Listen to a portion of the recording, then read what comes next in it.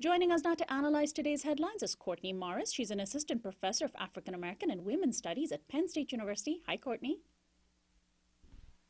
54 people have been arrested in and around France in the days following the Charlie Hebdo attacks. Even though none of them have had any connection to the attacks, 4 of them are minors. President Francois Hollande has ordered the arrests of those who have publicly defended the attacks or engaged in anti-Semitic hate speech.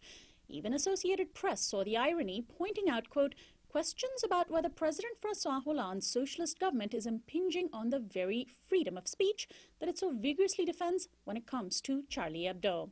Among those arrested was a prominent black comedian named Dieudonné, who has often made light of the Holocaust. Meanwhile, a senior leader of the group Al-Qaeda in Yemen has formally taken credit for ordering the January 8th attack. So, Courtney, apparently there are some people that it's okay to insult them based on their religious beliefs and others that are not. Are you shocked by the hypocrisy that keeps emerging from these attacks in France? Well, I guess we've had about a week now to get used to this and see how this is all going to play out. And I think that this was something that many of us were concerned about from the beginning, that this would become another way to justify Islamophobia, the growing Islamophobia that we've seen developing in Europe over the last decade or so. And it's really distressing. I mean, it definitely seems that the laws around that police hate speech are really less about protecting the rights of all people and are really about policing what can and cannot be said about representations of Islam in the West. And so it really seems that it's a way of going after Muslims and also those who criticize Islamophobia in the media and using the banner of terrorism or the defense of terrorism to police that speech. And that is, it's deeply hypocritical and more importantly, it deeply harms whatever liberal notions we have about free speech in the West. And then here in the United States, the Billings Police Department in Montana has just released dash cam video of a white officer, Grant Morrison, minutes after he fatally shot an unarmed Latino man high on methamphetamine. The officer was doubled over and sobbing. Morrison is heard saying, quote, "I thought he was going to pull a gun on me." A jury at a coroner's inquest last week decided in under an hour that the shooting of Richard Ramirez was justified, prompting the county attorney to decide not to file any charges. Ramirez's surviving family says he was the victim of racial profiling. It was the second time that Morrison had killed somebody while on duty. In a 2013 case, he was also cleared of all wrongdoing.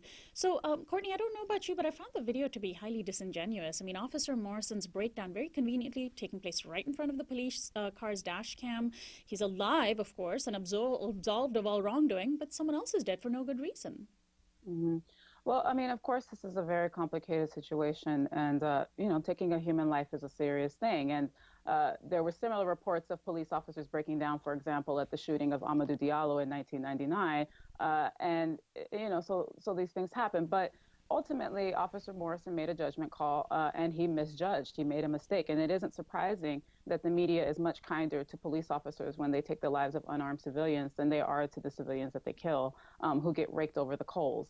And it's really shameful. The dead can't speak for themselves. And it makes me think about the shootings last month in Brooklyn, where protesters with the Black Lives Matter movement, their response to the police killings is, yes, we know exactly how you feel because we have lost loved ones many, many times. Right. And instead of that being used as a way of bridging the divide between the police and the communities that they are meant to serve, that was largely ignored by the mainstream media. And finally, in another story of violence in our justice system, a new report has found a pattern of shocking abuse by New York City jail guards. The Associated Press found through a public records request that corrections officers in the state used force more than 4,000 times last year alone. These included punching and pepper spraying. Given that these were the incidents that were actually reported, the real number might, of course, be much higher. The data was released on the same day that federal prosecutors met with New York City officials over the use of force on Rikers Island against its youngest inmates. Rikers is the U.S.'s second largest jail system.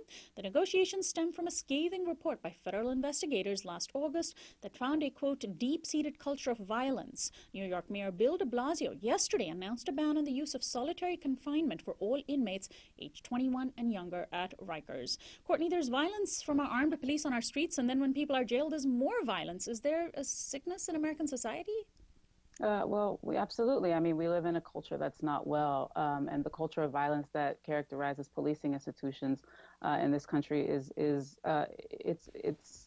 violent. I mean, it's a deeply violent place, and so I think that these reforms are an important step in the right direction in terms of really making interventions at the top. That the only way that we're going to be able to transform this thing is by really transforming these institutions from the inside out. And solitary confinement is deeply harmful to young people. We know that it has uh, seriously harmful Right. effects for them in terms of mental wellness. And so it's encouraging to see the de Blasio administration really taking a stand on this. And hopefully we'll continue to see more of the same from this, despite the pushback from the police unions and the prison Right. guards unions. Thank you so much, Courtney, as always. Courtney Okay. Morris is our daily newsflash guest expert and assistant professor of African American and Women's Studies at Penn State University. We'll be right back.